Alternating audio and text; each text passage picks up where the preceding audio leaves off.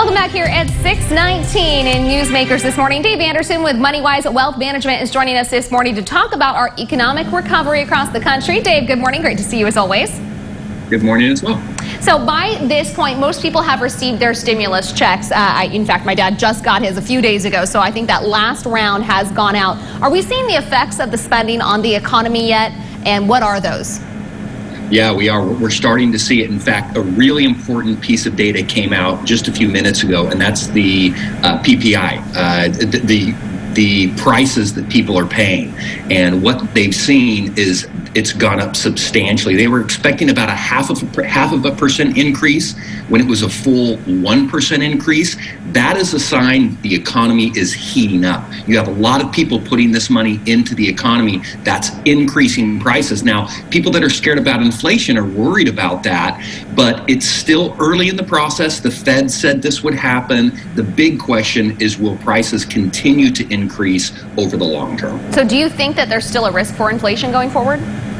Yes, absolutely there is a risk. Now, the Fed has come out and said, we're going to allow inflation to rise higher than we would in the past because we really want to make sure that we reach full employment. But you have people on the other side saying, hey, that's a risky game to play because if we see, runaway inflation, that could be extremely detrimental to our entire country. Why is inflation a bad thing?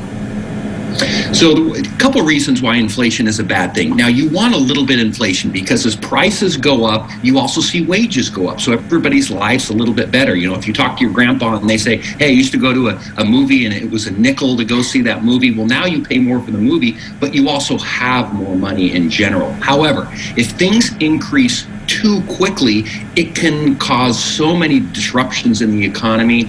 People can hold on to their money, and if they're holding on to money and saving it, all of a sudden it's not worth as much as it was before. So it can create so many problems. Okay, and so we're still watching and waiting for that. That's going to be a little bit more of a time will tell kind of thing.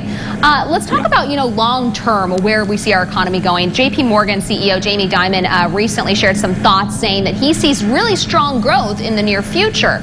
Do you agree with his assessment?